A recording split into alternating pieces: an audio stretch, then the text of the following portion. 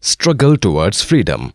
India was known as the Golden Bird. This name was given because of its wealth and prosperity. India was rich in spices, textiles, precious and semi-precious stones, jewels of all kinds, and pearls. Indian goods were very popular worldwide. The Arabs were the first traders with whom Indians did business. Then came the Portuguese, the Dutch, the French, and the English. There were fights among these powers to control over the Indian products and markets. The English were victorious. After some years, they not only controlled the trade through a company called the East India Company, which was formed by some merchants of London in the year 1600, but also ruled over India. The company bought goods from India at a cheap rate and sold them abroad at high prices. As a result, the company earned large profits. The company established factories in various Indian towns. To show that they were protecting these factories, a number of forts and armies were maintained by the British. Anchor of Indians. India had an agrarian economy. This meant that the livelihood of the people mainly depended on agricultural produce. England was a developed country with factories and industries. It needed raw materials and markets to sell off the finished products. This was only possible by controlling India. The English East India Company exploited the poor farmers of India. The farmers were forced to grow crops that would be used as raw materials in English factories. These were called cash crops. Cotton, a cash crop, served as raw material for the textile industries in England. This raw material was purchased by the company at very low prices. The farmers were not allowed to grow food crops, and as a result, many farmers and their families starved. The Indian handloom industry suffered because the cloth manufactured in England was cheap as it was produced in bulk in the mills. Handmade cloth was expensive. As if this was not enough, the East India Company made unjust laws which made the Nawabs and kings of India very unhappy. One of the laws said that if a king died without a child, then his kingdom would be taken away by the British. The officers of the company received huge salaries. In contrast, there were many Indians who lost their jobs. Armies of Indian rulers were dismissed and soldiers were left unemployed. In short, the British were taking full control through unfair policies that angered the Indians. People in different parts of India began protesting. However, there was no unity in their protests. The Revolt of 1857. In 1857, a major revolt broke out which was started by the Indian soldiers serving in the British Army in India. The Lee-Enfield rifles that were given to the soldiers became the immediate cause of the revolt. In order to load the rifles, the soldiers had to bite off the ends of greased cartridges. A rumor spread in the camps that the cartridges were greased with the fat of cows and pigs. This angered and hurt the Hindu-Muslim religious feelings. The sepoys refused to use these rifles.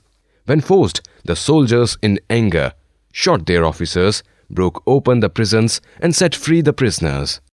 On 29th March 1857, Mangal Pandey, who was a soldier, attacked a British officer near Calcutta, now Kolkata.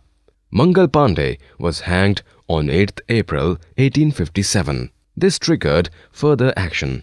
The revolt started in Meerut and spread towards Delhi.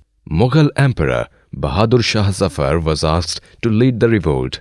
He was nominated as the commander-in-chief. The revolt spread to other parts of India. Some of the popular leaders who led the revolt at different places were Tatya Tope and Nana Sahib at Kanpur, Rani Lakshmi Bai at Jhansi, and Begum Hazrat Mahal at Awadh.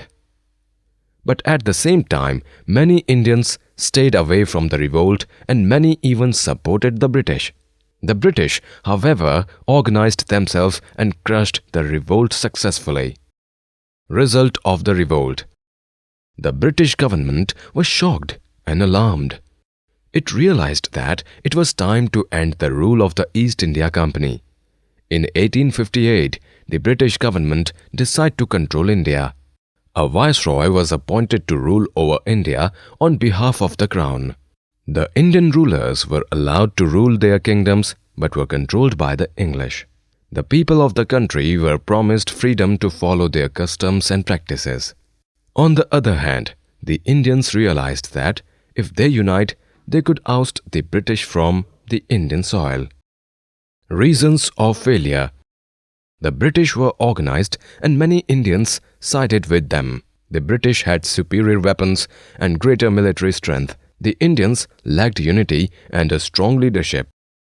Social and religious reformers.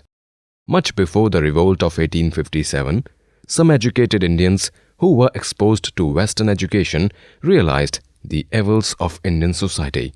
Some of the evils were the caste system, killing of female infants, child marriage, and sati pratha. They realized that it was because of these evils that our society could not progress. Raja Ram Mohan Rai, Ishwar Chandra Vidyasagar, Dayanand Saraswati, and Sayyid Ahmad Khan were some people who wanted to remove the evils. They wanted to reform society. They were reformers. They not only preached to the people against these evils, but also encouraged widows' remarriage and female education. The rise of nationalism. The revolt of 1857 failed, but it made the Indians realize the injustice of the British government. They also realized that only a united society could fight to send the British away.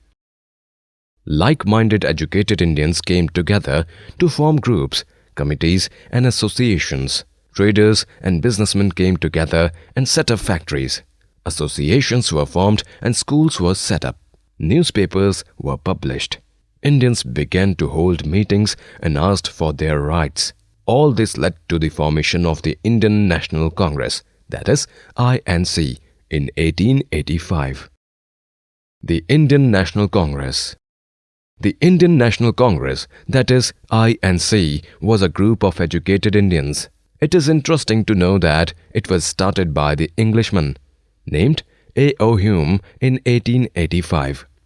The first meeting was held at Bombay. It was attended by 72 delegates from all over India. W.C. Banerjee was the first president. A.O. Hume remained as its general secretary for many years. Thereafter, the INC had yearly meetings in different parts of India under the able leadership of people like Dadabhai Naroji, Gopal Krishna Gokhale, Firoz Shah Mehta and Surendranath Banerjee. The Congress became popular and strong. It awakened the feeling of love for one's nation in the minds of the common people. The British government introduced strict laws to suppress the feeling of the nationalism. The government slowly sowed the seeds of hatred between the Hindus and the Muslims by using the policy of divide and rule. Points to remember. The Arabs were the first traders with whom the Indians did business. The people of India rose in revolt against the British policies in 1857. The revolt of 1857 spread to large parts of northern and central India. The rule of the East India Company came to an end. India came under the British Crown. Raja Ram Mohan Roy, Ishwar Chandra Vidyasagar, Dayanand Saraswati and Sayyid Ahmad Khan were some of the social reformers who fought against the social evils of sati pratha, child marriage, widow remarriage and female infanticide. The Indian National Congress was started by an Englishman named A.O. Hume in 1885.